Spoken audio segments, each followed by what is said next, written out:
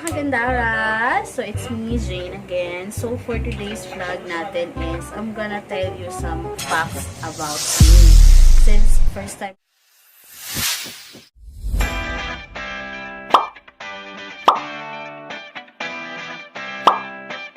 You sing it, hey, mama, don't stress your mind. We coming home tonight. Vlog. First time, it's my first time to do this kind of thing. So, naisip ko na mas maganda na if makilala niyo pa ako ng mas maigi. Okay? Totoo na maganda ako. Ay, sabi kasi ng nanay ko, maganda raw ako. So, naisip ko, totoo nga, maganda nga ako. Charot lang. So, mag-umpisa na tayo. So, first is, I'm a jolly person. Oo. Ako ay isang masayaing tao, jolly din, diba? Sa mga nakakakilala sa akin, sa mga close friends ko and family, alam niyo kung gaano ako ka-jolly. Diba? Parang jolly burger. So, Hindi ba jolly hotdog yun, ate? second is, I'm a understanding person. So, gaganto-ganto lang ako, hindi ko natatanong. Pero, maintindihin naman ako nila. Basta, totoo yung mga sinasabi mo sa akin, maintindihan kita. Okay? So, pangatlo is, makapal ang aking mukha. So, di saan kumakanta ako, pasayawin mo ako, sasayaw ako, di ba? So, yung kakapalan ng mukha, hindi naman yan masamang attitude or pag-uugali. Kasi, dahil sa kakapalan ng mukha na yan, andito ako sa harapan nyo ngayon. Hindi nyo nagbibigay sa akin ng parang motivation, ganun. Dahil sa kakapalan ko ng mukha, diba? Madami akong friends, diba? Madami ako is, mahilig akong mang-surprise. Yan, diba? So, parang, mahilig ako sa mga surprises eh. Mahilig ako mag-surprise. Kunyari may mga birthdays, ganyan. Kung hindi nyo natatanong sa trabaho ko. Alam nyo ba yan? O. Pag may mga birthday, pag may nagre-request na kumanta, okay, sige, surprise natin with a performance.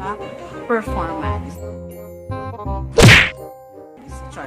Hindi, okay, nakantahan namin sila ganun. So, parang masaya kasi ako pag may tao na surprise, mga ganun. Alam mo yung pakiramdam na surprise? Ang saya, di ba? Sa kasawi ang palad. Ako kasi yung, mahilig ako mag-surprise, pero ako yung hindi na-surprise.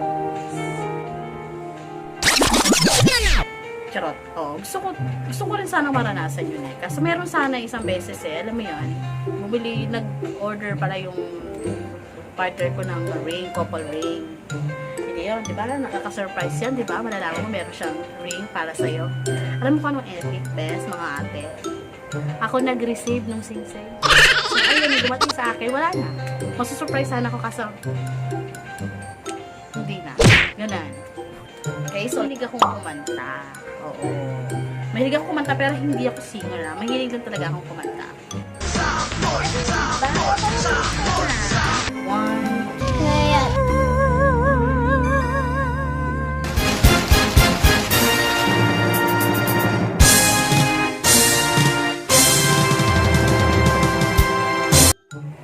Yan. So, ayun, di ba?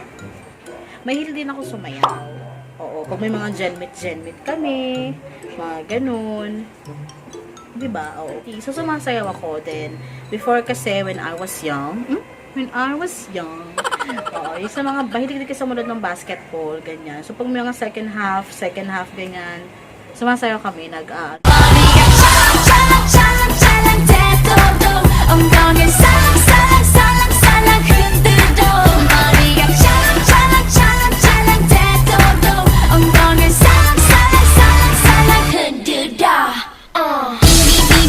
mahilig akong mag-add to cart sa Shopee.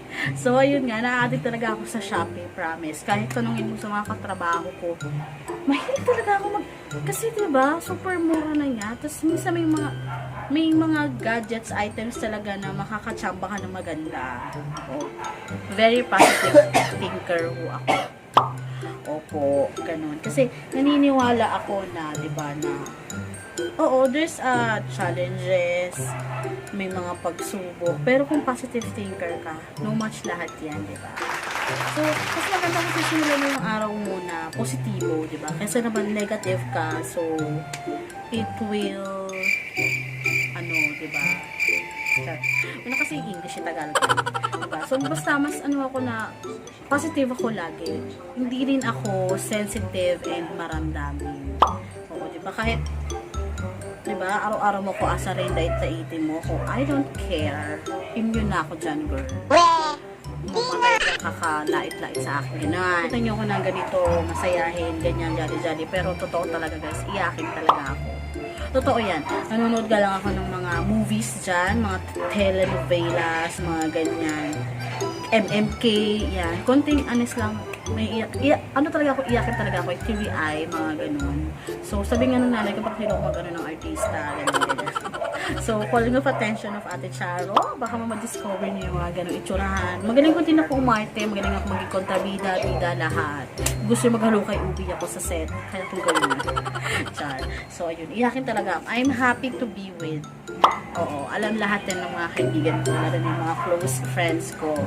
So, 'di ba? Minsan nga ang sarap lang sa pakiramdam minsan marinig mo sasabihin nila, "Hala, bakit ano ganyan? Rest day ka na naman bukas, wala na namang magpapasaya sa amin."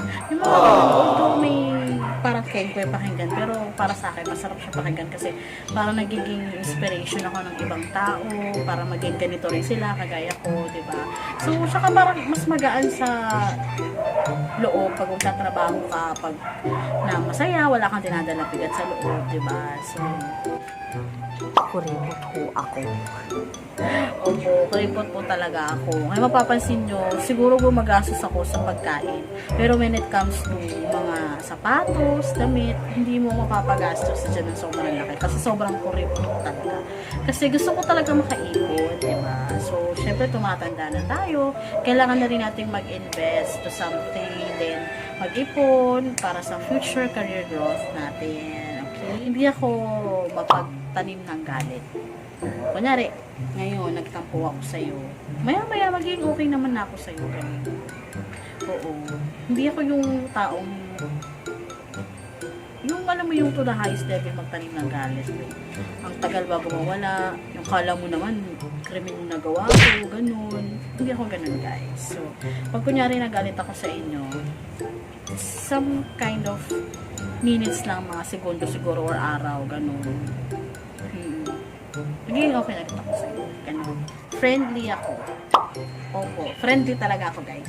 Minsan ka naaalala ko pag sa trabaho, diba? May mga trainees kami, may mga bago. Alam mo yung pagpasok ko pa lang, "Hi ate, kuya, tagasan ka?" Tapos pag sumagot siya, tus, mga ganun. So, friendly talaga ako kasi takot ako mawala ng kaibigan. Kasi, second from the family. From family kasi, kaibigan talaga yung matatakbuhan mo when it times na may problema ka, ganyan. So, from that, I've learned na dapat maging friendly ka din kasi wala namang lalapit sa'yo, diba, pag mga ganyan. So, mas maganda na ikaw na yung mag-a-approach sa kanila, diba, in a good way naman. So, I'm a friendly person talaga. Alam niyo yan, ang mga ate, mga kuya. Sweet naman din ako, diba. So, meron din akong ugaling sweet. Yan. Sweet naman ako, lalo na sa partner ko. Matakaw ako. Kita nyo naman. Ayan ang mga naipon ko sa katakawan ko. Pero, takaw na, sakto lang. Mahilig lang talaga ako sa pagkain. Then, mahilig ako sa shoes. Oo. Mahilig ako sa shoes. Pero, hindi sa sobrang addict. Mahilig lang ako sa sapatos. Talaga. O, kasi bihira lang kasi ako umalis eh. Tapos ganun. Tapos minsan parang ayokong ulit-ulit yung ginagamit ko sapatos. Yun, yung arte, di ba? Kala mo mayan. Pero ganun talaga. Hindi ko alam. Iba-iba naman tayo ng mga gusto, di ba? So ako, nakahilig ako labagin ng mga sapatos. Ganun. Mahilig ako mag-ukay-ukay. Yeah. Mahilig ako mag-ukay-ukay, guys. Oo. Diba? Hindi ko nahihiya. Yung lahat ng damit ko, halos 80% galing lang sa ukay-ukay. Hindi talaga ako nagbibili ng branded. Minsan kasi nakakabili ako ng body sa ukay-ukay, hindi nyo natatanong. Oo, may mga H&M ako, Forever 21. Tapos 10 piso lang, hindi mo lang, mga ganun. Kasi kung matyaga ka lang talaga maghalongkay sa mga ukay-ukay, makakakita ka talaga ng mga branded, tsaka magaganda pang mga damit. Pati yung mga tela, magaganda pa. Oo, ganun. Mahilig talaga, ukay-ukay girl. Ganon. So, yun nga guys, ayun yung mga facts about me. So, sana mas nakilala niyo ako ng mabuti. Yun yung mga totoo tungkol sa akin, di ba? So, if may katanungan kayo, if may gusto pa kayong malaman tungkol sa akin, huwag kayong mahiya mag-comment down in the comment box po. See you again, guys, on my next video. And thank you for watching. Don't forget to share and subscribe. Jane Gandara. Have a great day. Wanna hear you sing it. Hey, mama, don't stress your mind.